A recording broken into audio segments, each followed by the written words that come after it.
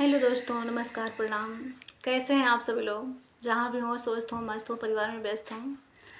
और देखिए बहुत सुंदर सा हम लोग एक गोदना गीत सुना रहे हैं। बहुत बढ़िया गीत है, आप लोग सुनेगा और अपना ढेर सारा प्यार दुलार आशीर्वाद जरूर दीजिएगा। सब देवता सब भगवान का नाम है इसमें। आप लोग सुनिएगा और अपना आशीर्वाद भरपूर दीजिएगा दोनों बहन पे। और चैनल को लाइक सब्सक्राइब कर लीजिएगा। कमेंट में बताइएगा कि हम दोनों लोग का गाना आप लोगों को कैसा लगा। कमेंट जरूर कर दीजिएगा। त गोरिया गोदना गोदवैला हम तो गोद जानीला। गोरिया गोदना गोदवैला हम तो गोद जानीला। गोरिया गोदना गोदवैला हम तो गोद जानीला। माथ पे गोदे महादेव के कान में काली मैया हो, कान में काली मैया। माथ पे गोदे महादेव के कान में काली मैया हो, कान में काली मैया।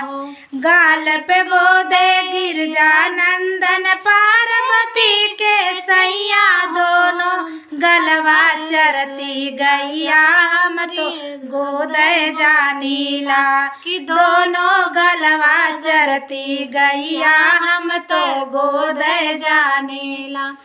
गोरिया गोदना गोदवैला हम तो गोद जानीला। गोरिया गोदना गोदवैला हम तो गोद जानीला।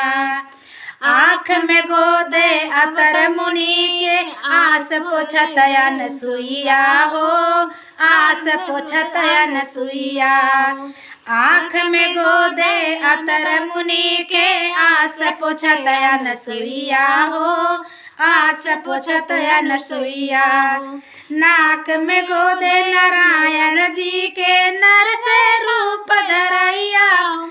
नाक में गोदे नारायण जी के नर से रूप धरैया। दोनों गलवा पे कन्हैया हम तो गोद जानीला।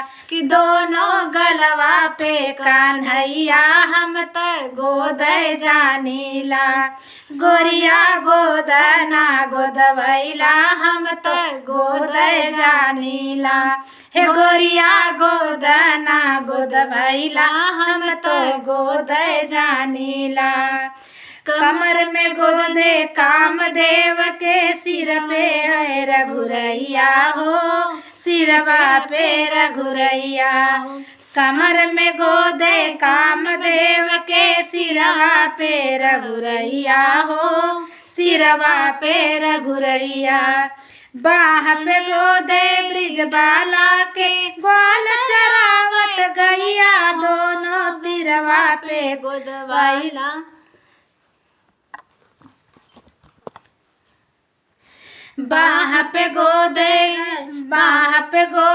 दूध गैया। दोनों तरवा के तरैया हो। बाह पे गोदे ब्रिजबाला के ग्वाल चरावत गैया। दोनों तिरवा पे तरैया हम तो गोद जानीला। दोनों तिरवा पे तरैया हम तो गोद जानीला। ए गोरिया गोदना गोदवैला हम तो गोद जानीला। ए गोरिया गोदना गोदवैला हम तो गोद जानीला।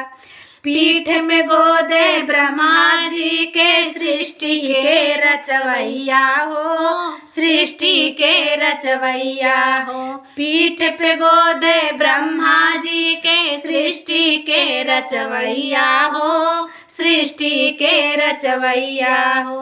पेट पे गोदे हनुमान के लंका नाश करैया। लाले ओठवा लक्ष्मण भैया हम तो गोद जानीला। कि लाले ओठवा लक्ष्मण भैया हम तो गोद जानीला।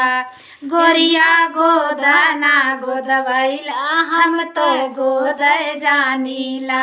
ए गोरिया गोदना गोदवैला हम तो गोद जानीला। ए गोरिया गोदना गोदवैला हम तो गोद जानीला। कैसा लगा हम लोग को प्लीज़ गाना आप लोग कमेंट करके ज़रूर बताइएगा। चैनल को ज़्यादा से ज़्यादा शेयर करिएगा और कमेंट करके बताइएगा कि हम लोग का गाना आप लोगों को कैसा लगा।